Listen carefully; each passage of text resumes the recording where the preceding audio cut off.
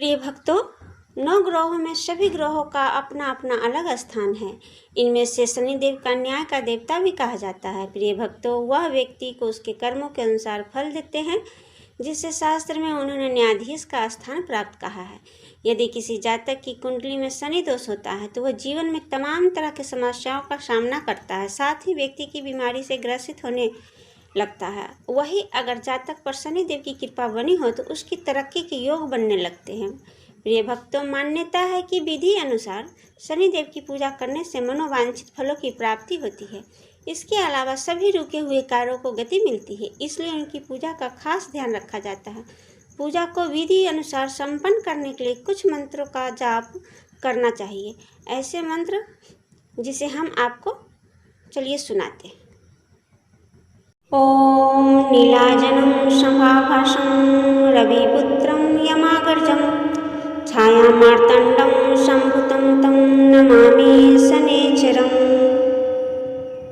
ॐ नीलाजनं समाभासं रविपुत्रं यमागर्जं छायामार्तण्डं सम्भुतं तं नमामि शनैश्चरम्। ॐ नीलाजनं समाभासं रविपुत्रं यमागर्जं छायामार्तण्डं सम्भुतं तं नमामि शनैश्चरम्। ॐ नीलाजनं समाभासं रविपुत्रं यमागर्जं छायामार्तण्डं सम्भुतं तं नमामि शनैश्चरम्। ॐ नीलाजनं समाभासं रविपुत्रं यमागर्जं छायामार्तण्डं सम्भुतं तं नमामि शनैश्चरम्। ॐ नीलाजनं समाभासं रविपुत्रं यमागर्जं छायामार्तण्डं सम्भुतं तं नमामि शनैश्चरम्। ॐ नीलाजनं समाभासं रविपुत्रं यमागर्जं छायामार्तण्डं सम्भुतं तं नमामि शनैश्चरम्। ॐ नीलाजनं समाभासं रविपुत्रं यमागर्जं छायामार्तण्डं सम्भुतं तं नमामि शनैश्चरम्। ॐ नीलाजनं समाभासं रविपुत्रं यमागर्जं छायामार्तण्डं सम्भुतं तं नमामि शनैश्चरम्। ॐ नीलाजनं समाभासं रविपुत्रं यमागर्जं छायामार्तण्डं सम्भुतं तं नमामि शनैश्चरम्।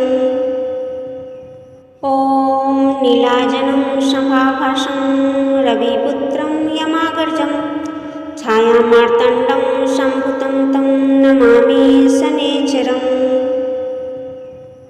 ॐ नीलाजनं समाभासं रविपुत्रं यमागर्जं छायामार्तण्डं सम्भुतं तं नमामि शनैश्चरम्।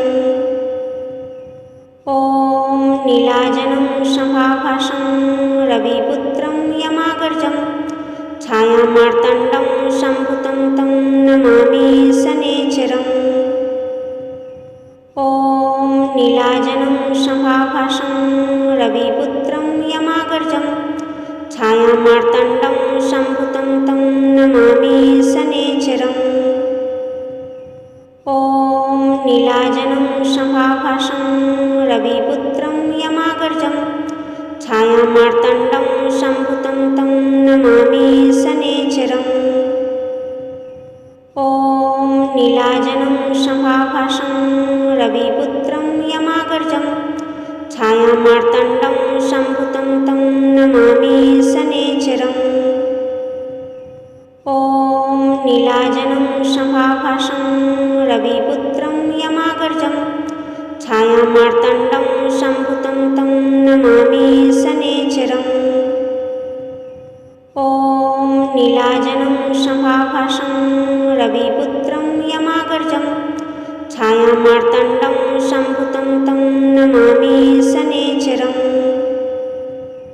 ॐ नीलाजनं समाभासं रविपुत्रं यमागर्जं छायामार्तण्डं सम्भुतं तं नमामि शनैश्चरम्। ॐ नीलाजनं शम्भाभासं रविपुत्रं यमाग्रजं छायामार्ताण्डं सम्भुतं तं नमामि शनैश्चरम्। ॐ नीलाजनं शम्भाभासं रविपुत्रं यमाग्रजं छायामार्ताण्डं सम्भुतं तं नमामि शनैश्चरम्। ॐ नीलाजनं शम्भाभासं रविपुत्रं यमाग्रजं छायामार्ताण्डं सम्भुतं तं नमामि शनैश्चरम्।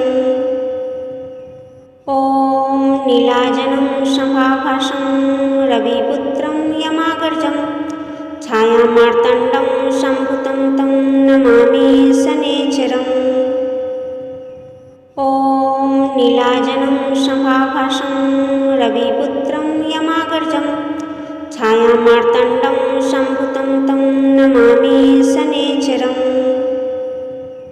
ॐ नीलाजनं शम्भाभासं रविपुत्रं यमाग्रजं छायामार्ताण्डं सम्भुतं तं नमामि शनैश्चरम्।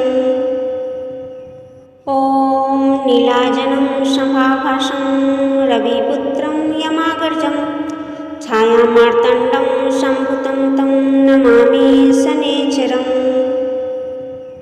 ॐ नीलाजनं शम्भाभासं रविपुत्रं यमाग्रजं छायामार्ताण्डं सम्भुतं तं नमामि शनैश्चरम्।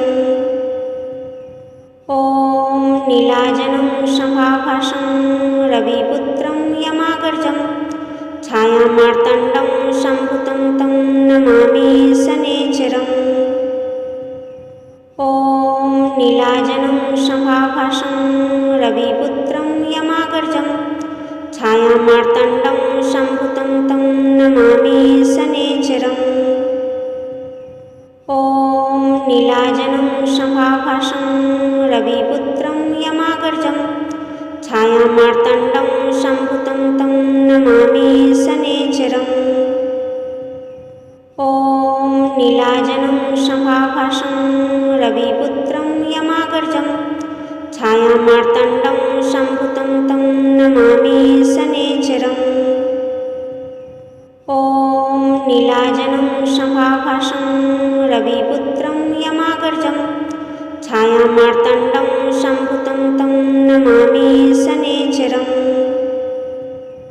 ॐ नीलाजनं शम्भाभासं रविपुत्रं यमाग्रजं छायामार्ताण्डं सम्भुतं तं नमामि शनैश्चरम्। ॐ नीलाजनं शम्भाभासं रविपुत्रं यमाग्रजं छायामार्ताण्डं सम्भुतं तं नमामि शनैश्चरम्। ॐ नीलाजनं शम्भाभासं रविपुत्रं यमाग्रजं छायामार्ताण्डं